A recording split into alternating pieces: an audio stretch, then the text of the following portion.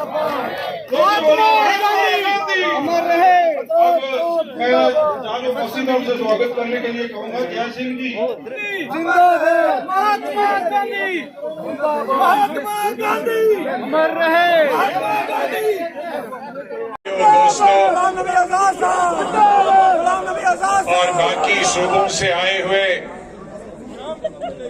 मुंबई से, पंजाब से, हिमाचल से, हरियाणा से आए हुए, हमारे मध्य प्रदेश से मेरे साथी जिनका इंट्रोडक्शन मैंने शुरू में ही दिया,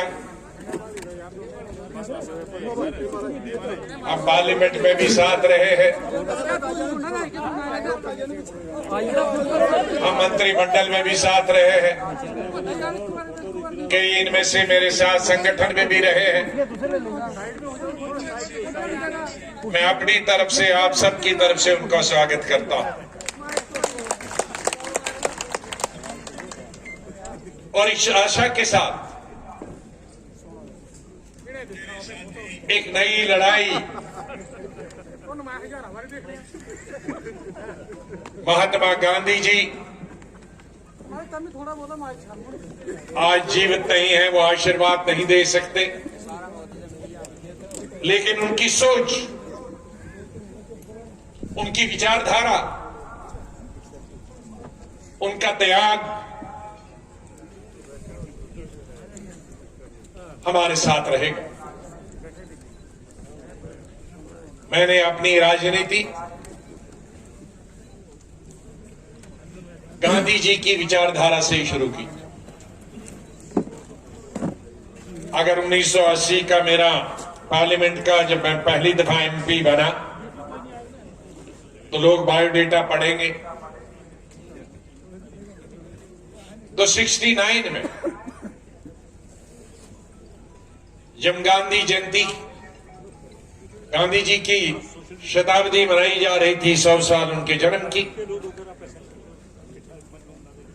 मैं एसपी कॉलेज कश्मीर में पढ़ता था और पूरे देश में गांधी स्मारक निधि, जो दिल्ली में हेडक्वार्टर था, उसके द्वारा पूरे देश में 15 दिन के समारोह मनाए जा रहे थे और नॉर्दर्न इंडिया का 15 दिन का जो समारोह था, जो सेलिब्रेशन थी, वो कश्मीर में मनाई जा रही थी और कश्मीर से सिर्फ 2 लोग, मैं और मेरे दोस्त बशारत अहमद, जो के बाद में डायरेक्टर दूरदर्शन रिटायर हुए, हम कॉलेज की तरफ से उस समारोह में रहे, ट्रेनिंग ली, गांधी को समझा, खादी शुरू की और गांधी पर लेक्चर 15 दिन सुनने को मौका मिला और तब से उनकी विचारधारा हमारे दिमाग में चली गई, क्योंकि स्कूल का और कॉलेज का ऐसा समय जो आपके दिमाग में चली जाएगी बात, वो मरने के बाद ही निकलती है। तो 2 चीजों से हम प्रभावित हुए थे गांधी जी, सच और अहिंसा। और उस दिन से लेकर आज तक मैंने हमेशा प्रयास किया है सच और अहिंसा पर विश्वास करना और उसको बोलना और उस पर अमल करना। उसके बाद फिर बाद में मैंने स्टूडेंट लाइफ शुरू की और यूथ कांग्रेस किया। लिहाजा मुझे गौरव है कि मेरी राजनीति गांधी जी की विचारधारा से शुरू हुई थी और उसी के साथ हमारी जिंदगी भी उसी विचारधारा से खत्म हो जाएगी। इसलिए मेरे सामने कोई धर्म, कोई जाति, कोई ऊंच नीच का कोई सवाल पैदा नहीं। आपने, मुझे नहीं मालूम 2005 या 2006 में चीफ मिनिस्टर बनने के बाद सोपुर तहसील में मेरी पहली तकरीर हुई थी कश्मीर वादी में चीफ मिनिस्टर बनने के बाद। तो मैंने उसमें एक ही बात की थी कि मेरी हुकूमत में अगर कोई वजीर या कोई ऑफिसर धर्म की बुनियाद पर, मजहब की बुनियाद पर, पार्टी की बुनियाद पर इंसाफ बांटेगा तो मुझे शर्म आएगी कि मेरी हुकूमत में ऐसा कोई आदमी।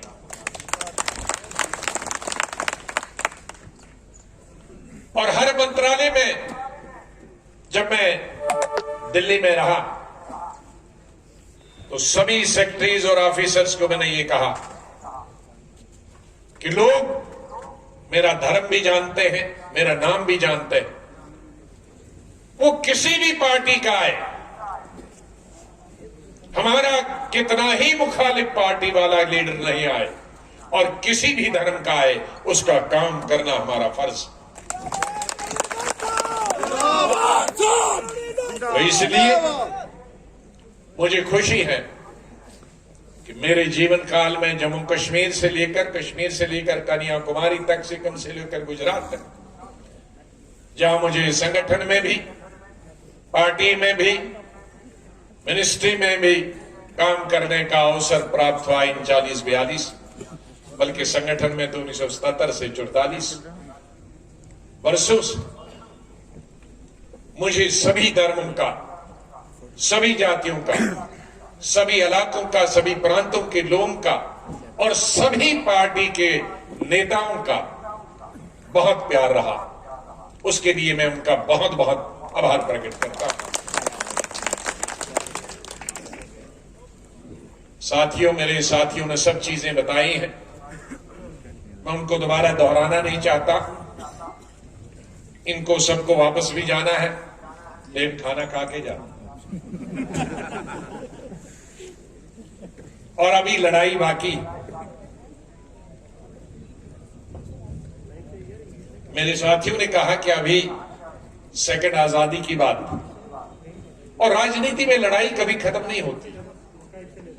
राजनीति में हम लड़ाई करते हैं बेकारी के खिलाफ, बेरोजगारी के खिलाफ, बीमारी के खिलाफ। अभी हम पूरा देश और पूरा विश्व, पूरी दुनिया 1 साल से बीमारी के खिलाफ जंग लड़ रहा है, जद्दोजहद कर रहा है, जहाद कर रहा है।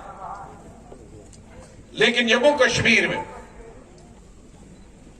हमें कई चीजों के खिलाफ लड़ाई लड़ना। ये पहाड़ी इलाका और हिंदुस्तान के एक सिरे पर है, जहां हिंदुस्तान मुल्क खत्म होता है और पाकिस्तान और चीन की सरहदें शुरू होती है, हमारे दुश्मन की सरहदें शुरू होती है। इसलिए हमारी जिम्मेदारी दूसरे देश के कई प्रांतों से कई गुना ज्यादा। वैसे तो बहुत सारे प्रांत हैं जो बॉर्डर से मिलते हैं, राजस्थान मिलता है, गुजरात मिलता है, नॉर्थ ईस्ट पंजाब मिलता है, लेकिन यहां दुश्मन बहुत एक्टिव। जम्मू कश्मीर के बॉर्डर पर 1947 से लेकर और अभी तक जहां हम बैठे हैं, अभी तनाव बराबर जारी है। और कभी पाकिस्तान की तरफ से, कभी चाइना की तरफ से कई लड़ाइयां भी हुई, लेकिन नोक झोंक कभी नहीं चलती। इसलिए हमारी जिम्मेदारी है जम्मू कश्मीर के लोग कि हम आपस में सद्भाव रखें, आपस में मोहब्बत रखें, आपस में प्यार बांटें और साथ साथ मिलकर दुश्मन का भी मुकाबला करें। और हम दुश्मन का तभी मुकाबला कर सकते हैं जब हम इकट्ठे होंगे। अगर हम आपस में बटे होंगे, धर्म की बुनियाद पर, मजहब की बुनियाद। मैं बार बार पार्लियामेंट में कह चुका हूं सरकार को, आज की सरकार, आप हुकूमत में आ जाओ, हमें कोई फर्क नहीं पड़ता।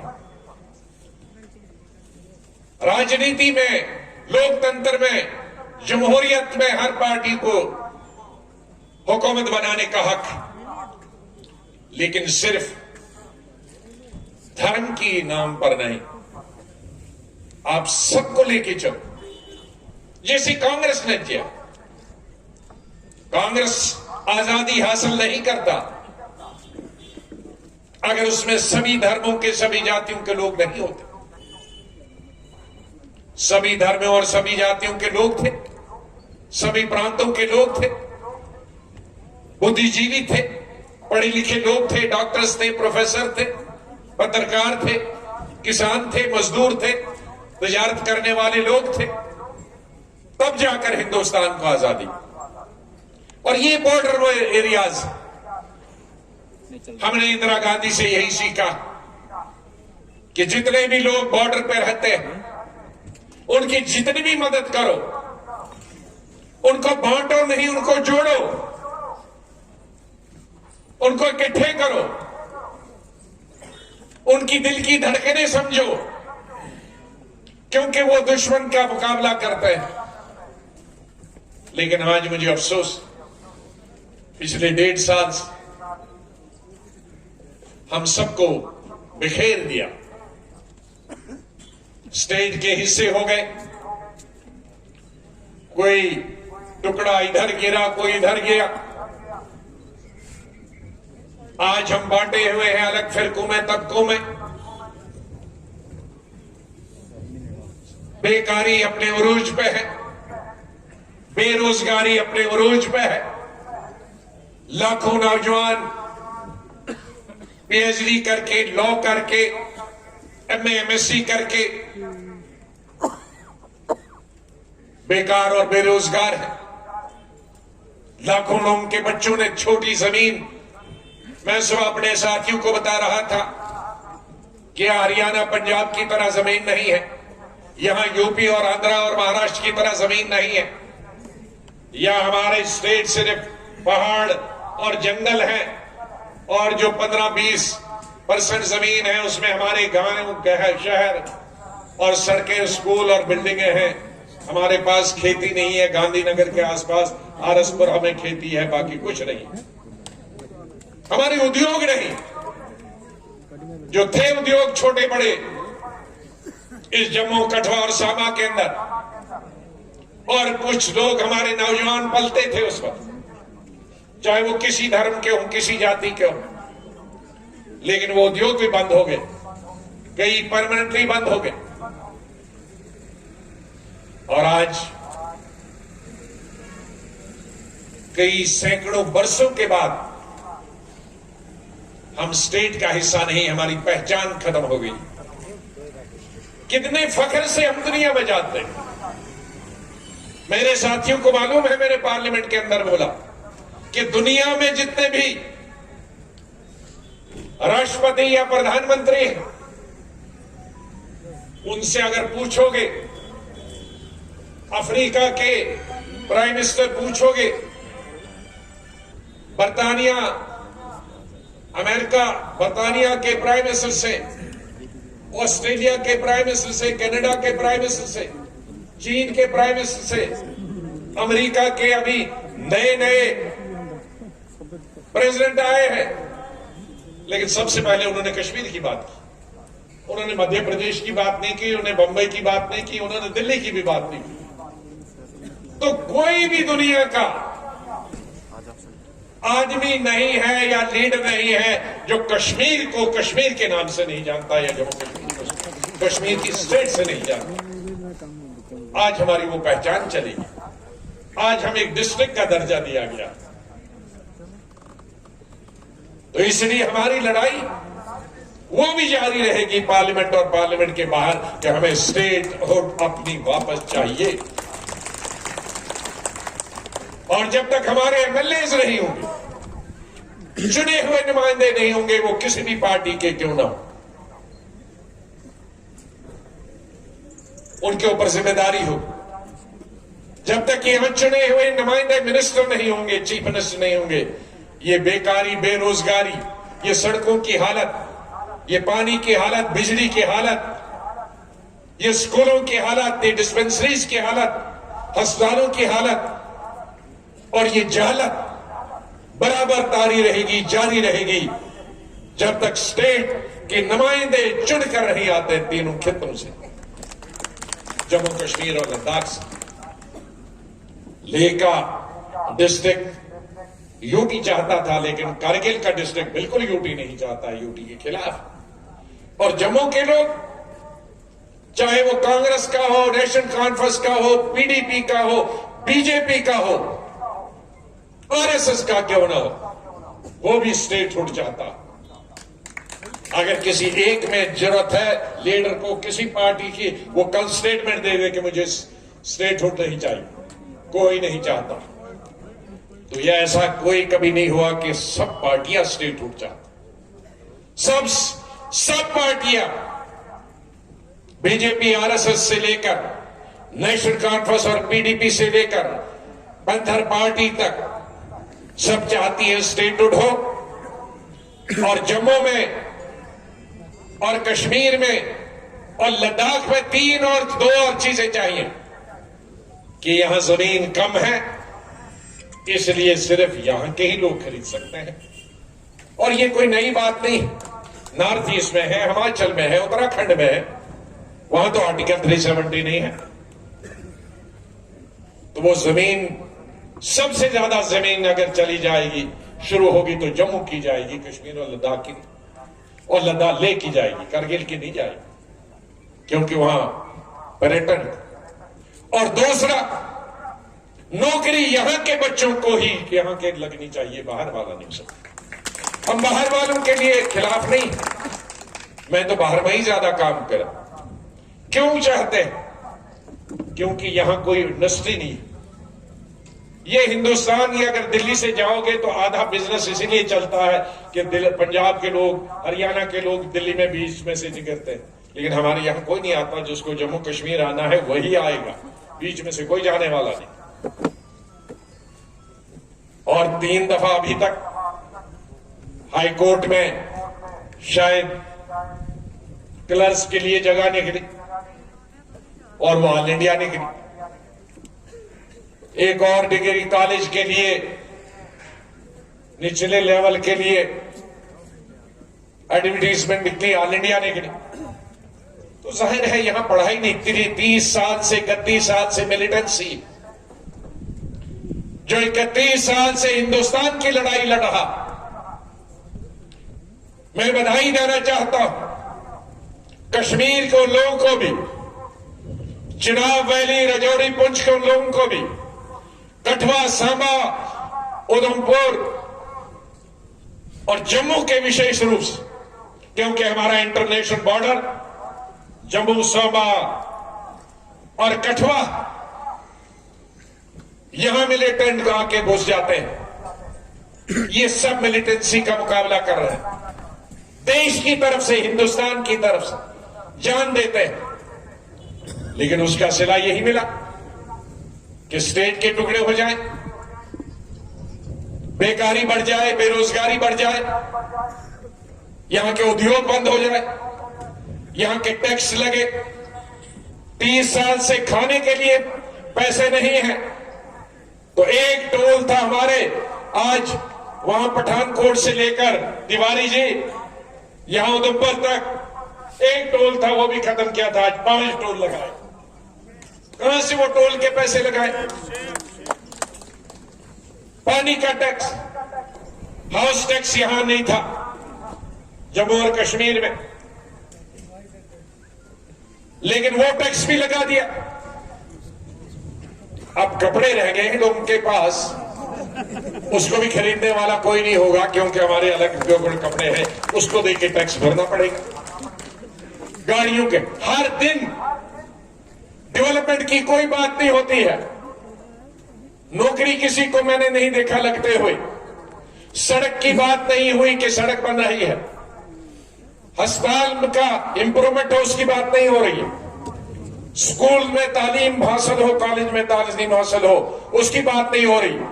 कौन सा नया टैक्स लगाना है इसकी बात रोज होती। कहां से लाएंगे ये टैक्स? ये लड़ाई हमने लड़नी है। इस जम्मू कश्मीर में हमारे साथी पार्लियामेंट में लड़ेंगे और हमने देश के अंदर भी लड़ाई लड़नी है कांग्रेस को मजबूत करने के लिए, क्योंकि कांग्रेस ही एक रास्ता, एक पार्टी है जिसमें सब धर्म के लोग, सब जातियों के लोग और सब प्रांतों के लोग समा सकते हैं।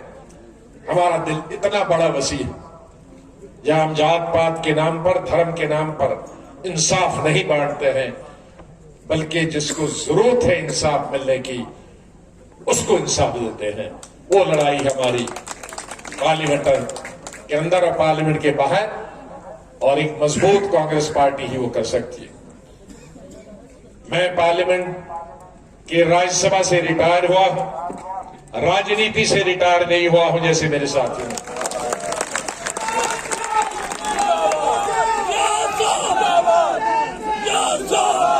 और पार्लियामेंट से मैं पहली दफा नहीं रिटायर हुआ। जब लोकसभा से आना था राज्यसभा तो भी 3-4 महीने का गैप था।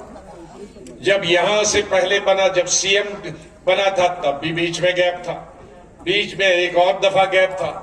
तो हम इधर से डूबते हैं, इधर निकलते हैं, इधर से तो अभी हमारी नारी नहीं गई। मरने तक जब तक दम है मेरे गलत कर दे, गल कर दे,